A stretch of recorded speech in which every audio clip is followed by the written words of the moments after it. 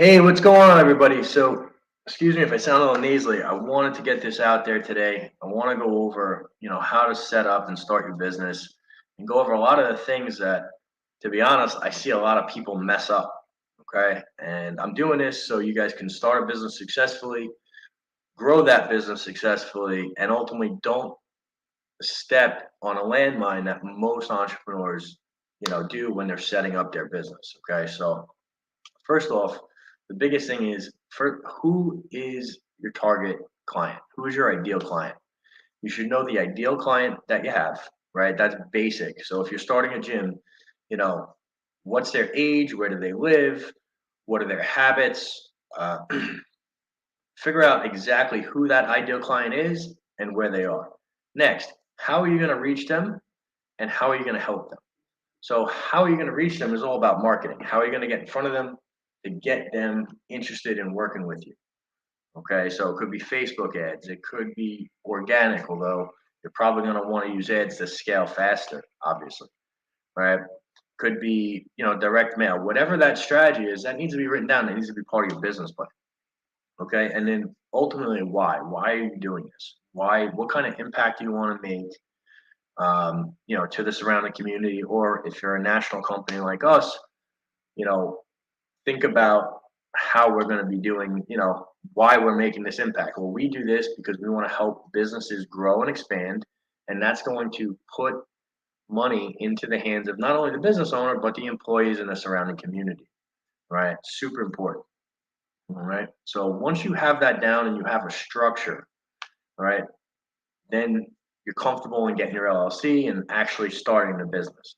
Now, a couple things prior to actually getting that set up, and this is where a lot of people make crucial mistakes, is one, you're starting a business. If you start a business with bad credit, you're already starting way behind.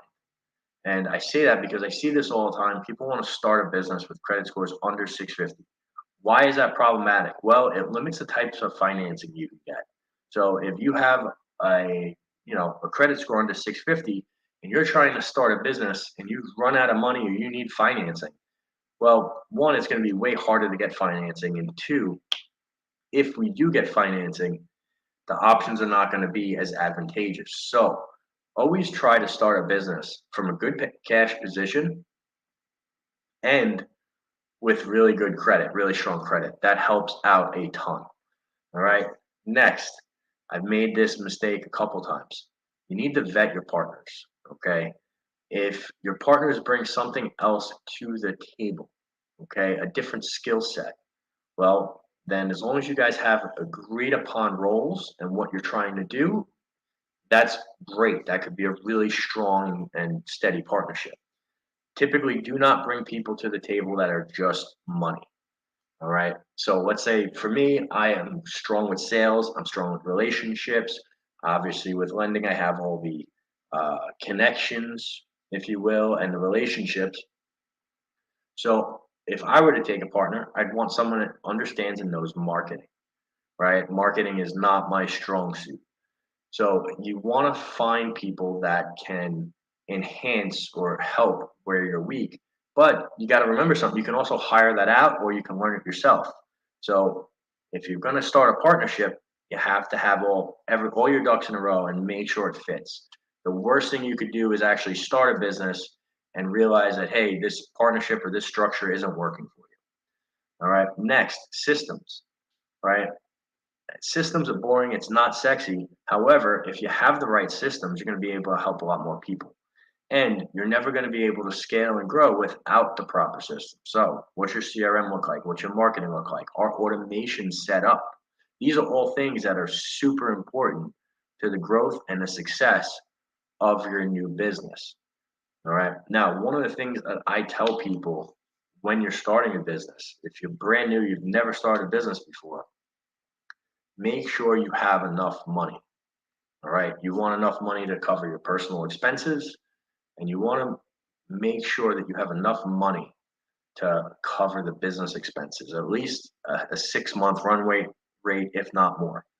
All right. And one of the ways to do that is if it's a franchise, you can get an SBA startup loan. I mean, I do those all the time. However, if it's not a franchise, getting that SBA startup loan is a lot harder.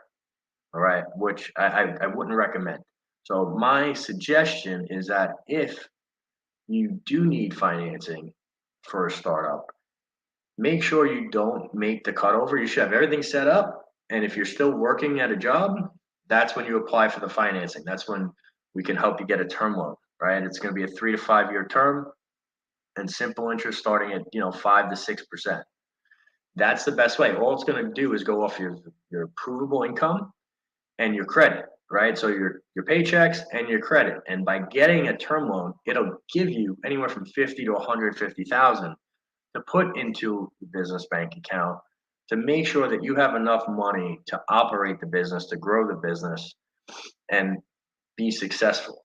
Okay, that's super important because, like I said, if you're starting a business without the right credit score or without enough financing or without enough working capital, it's going to be an uphill battle, right? You want to give yourself the best chance to succeed.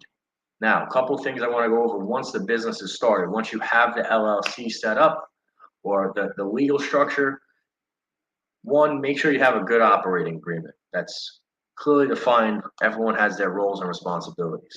Once you get your EIN number, you should automatically um, start working on building business credit.